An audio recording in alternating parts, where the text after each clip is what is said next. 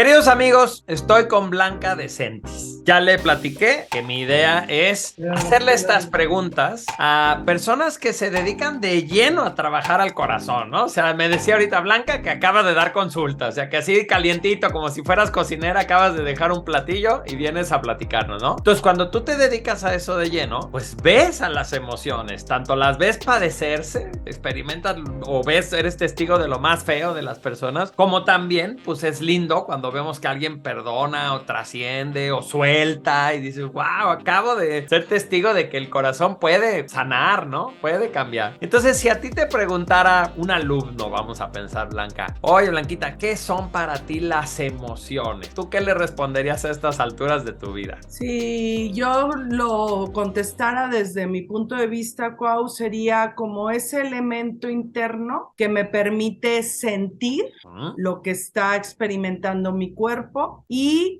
actuar. Ok, las emociones son la representación interna de lo que mi cuerpo está viviendo y por ende, o como de regreso, esto me genera los actos. De ahí me inspiro y ya me muevo. Me encantó. Entonces, es como yo lo vivo adentro, lo que está pasando afuera, ¿cierto? Lo que está pasando afuera, como qué me produce aquí adentro y luego cómo lo vivo y me lleva a actuar, ¿no? Okay. Es como un estar en un movimiento pulsatorio, ¿no? Y el primero que habló de este movimiento pulsatorio fue Sigmund Freud, cuando nos habló de el instinto de vida y el instinto de muerte. Okay. Y te hablo de cómo yo lo entiendo. Yo entiendo este concepto básico propuesto por Freud como esta fuerza que me mantiene viva y que está en un constante intercambio en donde yo lo primero que tengo que hacer para vivir es abrirme al mundo, tomar algo del mundo y luego integrarlo hacia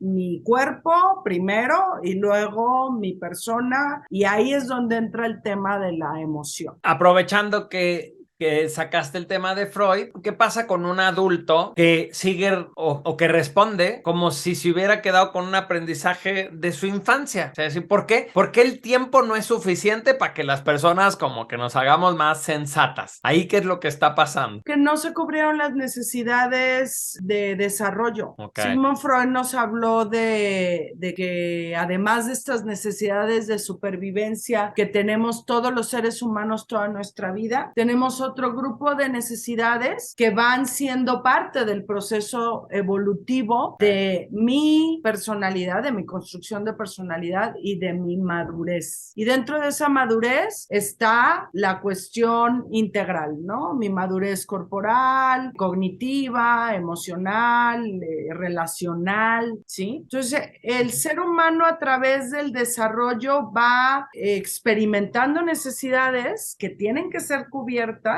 para que yo vaya evolucionando, creciendo, avanzando y llegue al momento en donde yo me convierta en un adulto, esperando que ser adulto no sea solo ser mayor de edad, esperando que ser adulto sea ser una persona que se autogestiona, que se autorregula, que se autoconoce, que autotrasciende, etc. Muy bien, Blanca. Entonces, lo que te estoy entendiendo es que hay una serie de necesidades naturales en la infancia, hay cosas que venimos equipados para experimentar, para aprender, pero pues que en muchas ocasiones no se resuelven, simplemente no tuvimos ese ambiente. Y cuando llega la adolescencia, que esto es algo que yo aprendí contigo en la escuela, es como una segunda oportunidad. Volvemos a repasar esas mismas necesidades ya desde una perspectiva diferente, porque somos jóvenes y porque empezamos a tener el agregado de la sexualidad o de las necesidades de género, pero si tampoco en la adolescencia se logra dar la vuelta a esto, pues lo más común es que lleguemos a adultos truncos, ¿no? Con unas emociones que corresponden a otras etapas de la vida. Desde tu perspectiva, ¿cuál sería el porcentaje de adultos maduros que tenemos alrededor de nosotros? ¿Qué sería lo que tú puedes calcular? Yo diría que un 10 o 15%, y va en picada. Sí. ¿No? Esto debido a las condiciones en las que crecemos, en las que están creciendo los niños y los jóvenes. Sí, no está viendo familias nutricias. Ok.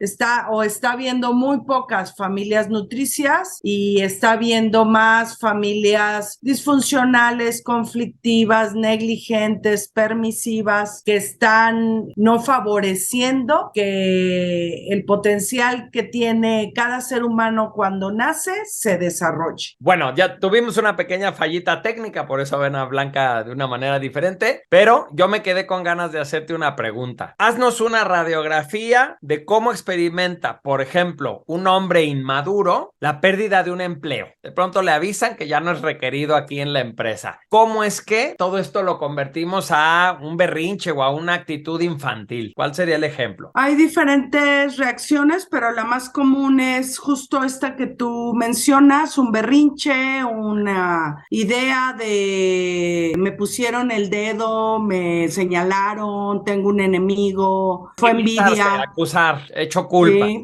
hago berrinche, no tolero frustración o lo somatizo. En realidad la parte más infantil del manejo de emociones es la enfermedad. Por eso es que mencionaba yo hace un minuto que va aumentando la cantidad de personas que están teniendo inmadurez emocional porque va en aumento la enfermedad. Okay. No estamos siendo una sociedad sana, estamos siendo cada vez más una sociedad con enfermedades terminales, graves, crónicas. Hipersensibilidad, ¿no? Por ahí veía un meme que se supone que era la generación millennials y centennials diciendo, ¿por qué los X pueden comer gluten, no? Y entonces decir, qué curioso que sí efectivamente pareciera que vivimos en una época en la que antes no teníamos tanta bronca y ahora todo el mundo tiene que estar tan preocupado. No lo había pensado ahí, me encanta esa aportación. Y tú dices que no solo está empeorando, sino que esta es una respuesta muy infantil, es tan pobre el manejo de las emociones que ahora se nos está convirtiendo en colitis, gastritis y todas estas cosas de golpe, ¿no? Okay. Y alergias, ¿no? Alergias alimenticias, alergias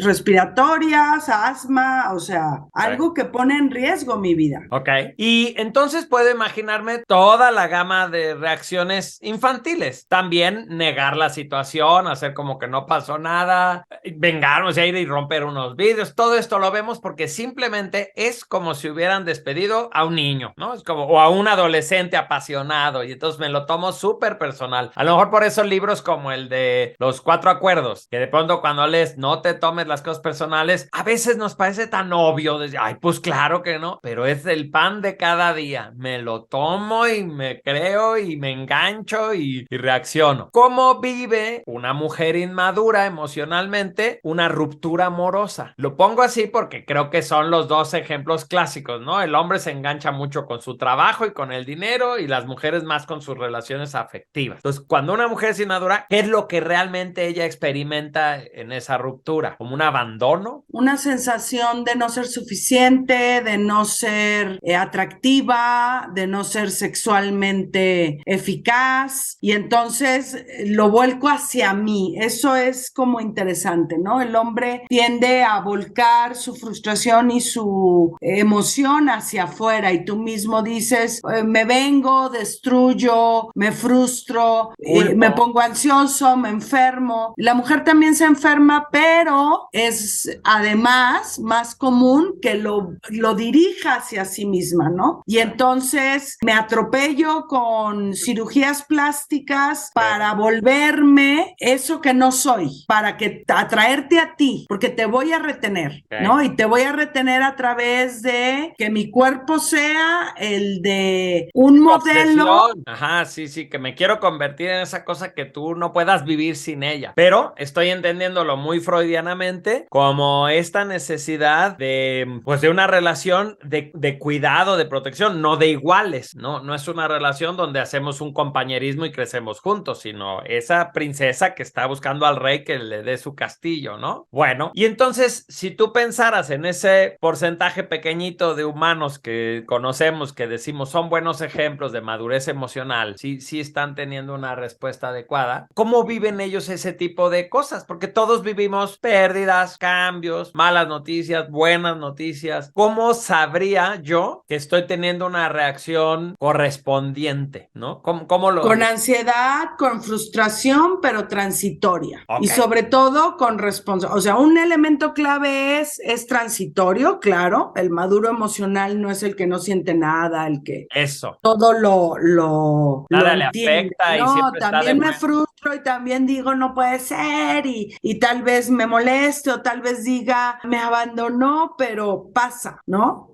Por ahí en una cuestión de inteligencia emocional es sentir lo que siento en el momento en que lo siento, con la intensidad que lo siento, hacia la persona que lo siento y hacer algo con eso. Y entonces el otro elemento es responsabilidad, que tiene que ver con respuesta. ¿Qué voy a hacer yo? ¿No? Ok, ya me despidieron, recortaron personal, me corrieron a la mala, entró el hijo del compadre. La situación puede ser diversa porque no siempre es una situación justa, no siempre es que me despidieron porque no había de otra. A veces sí me despiden injustamente, claro que me da coraje, pues siento, tengo emoción, pero puedo responder a ella de manera eficaz y ponerme en acción porque la emoción es acción, ¿no? Entonces ya lo sentí, ya respondió mi cuerpo, ya me sobrepasó probablemente, pero me adapté. Yo, la imagen que tengo es como esta del muñeco bobo, Ajá, que le das el golpe